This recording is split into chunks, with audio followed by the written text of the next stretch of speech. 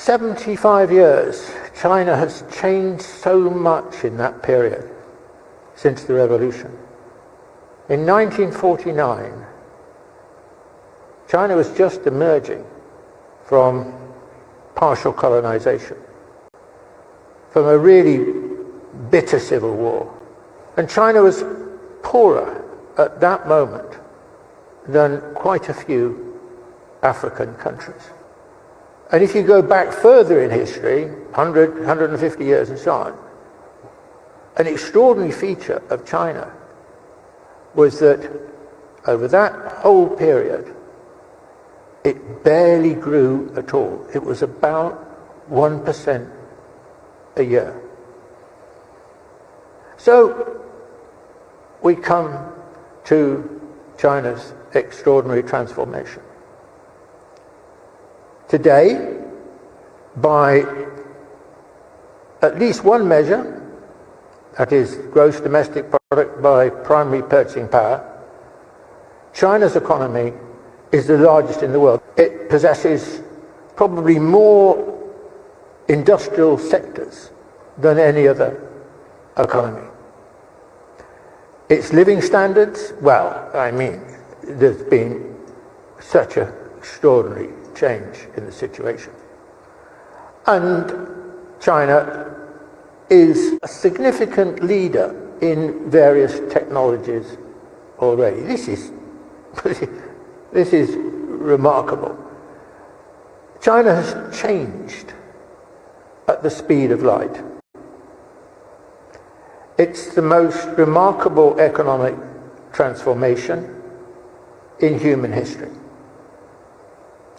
And it has taken just 40 years. Now, what is 40 years? 40 years is half the average lifetime of a person. Just half. You know, I remember my introduction to China. The first time I went to China was in 1993. It was just a sort of tour. It was a tour up from Hong Kong. And I was on this bus. We were bumping along. Part of the road was made up. Part of it was dirt track and so on. The road itself was, you know, there were so many different forms of transport from the last 100 to 150 years on that road. Yeah, the latest flashy Mercedes-Benz with darkened windows, but most of them were just very primitive forms of transport.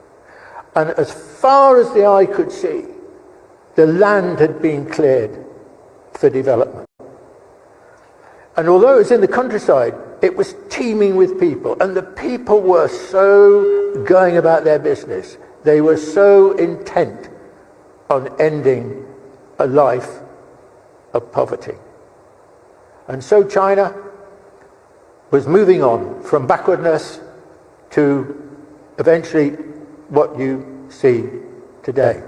Now, there's one really important point I want to make on this, and that is, look, compared with 1949 or 1978 or today, China is completely unrecognizable. Or is it? Is China just a totally different place? Or is it, in some profound way, the same China? And I would argue that the extraordinary thing about China and why it has been so successful over such a long period of history, it's had bad times, but it's had some great times. 3 or 4 times, probably the most advanced civilization in the world, or one of the most advanced civilizations in the world. China was born a civilization. That's its template. And that lasted, actually, until the late 19th century. It was only in the late 19th century that China began to acquire some of the characteristics of a nation state. For example, borders. I mean, China as a civilization did not have borders. Even today, China, I would argue, is primarily a civilization state and only secondarily a nation state. This is quite different from the West. The West have all been, modern Western countries, born as nation states. And they are nation states. They behave like nation states. China is quite different in relation to this. And the important point here to grasp is some of the most fundamental characteristics of China, which probably most of us in some way or other take for granted, are really a product of China's civilizational roots. For example, the relationship between state and society, the role of the family, the pivotal importance of education, and many other things are the notion of the individual. The notion of the individual is very different from the Western way of thinking about an individual. All of these things are actually the template of China, which is a civilizational template, which has lasted all through these various different eras of China's history. Now, we are at a major historical point. China is reaching the point of modernity. It has finally arrived at Western levels of development. In some areas, it's ahead of Western levels of development. If you go to countries in Western Europe, some of the smaller ones especially, China's in a different era, really. And the reason why this is historically so significant is as follows. The story of modernization is essentially a Western story. It starts with the British Industrial Revolution in the first half of the 19th century. By as late as 1945, modernization and modernity were an exclusively Western story apart from Japan. Every country was Western. And what's more, the West and Japan use modernization against the rest of the world, essentially. They colonized it, including China. And in colonizing it, they deliberately held back its development. They prevented modernization. So essentially, those societies were caught in a situation of paralysis and stasis.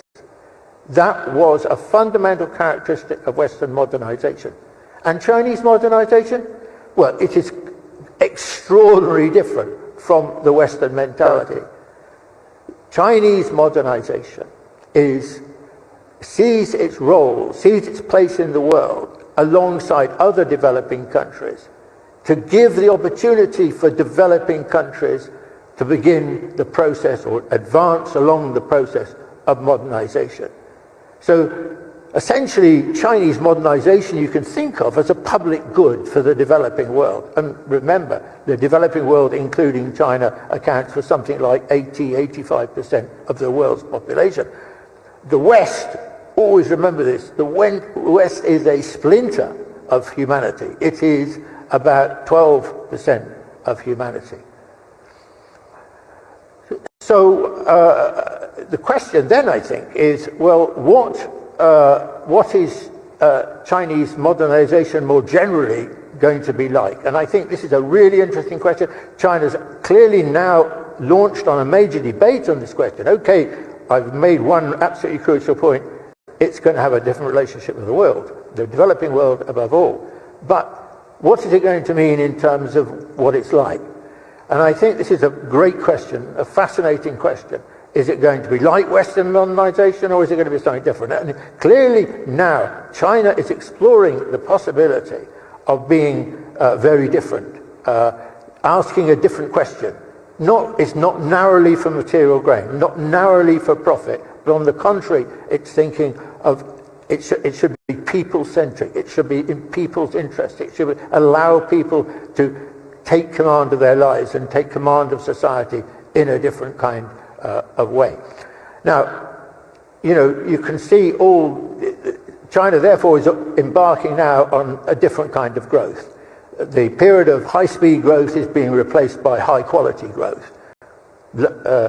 Green growth, carbon-free growth, these integrating the real economy with the digital economy, these are now the key targets. So China's going to look so different. In 20 years' time, China's going to look so different from what it does now. People will be living in totally different ways, traveling in different ways, doing different kinds of jobs, all the rest of it. But I leave you with a thought. Sure, China will be very different, but actually, the next China will still be China. because the extraordinary history of China, that civilization expanse of thousands of years, has been hugely beneficial, not just for China, but for the whole world. And in different eras, it's given so much. And in this era, it's giving, and in the future, it will give even more.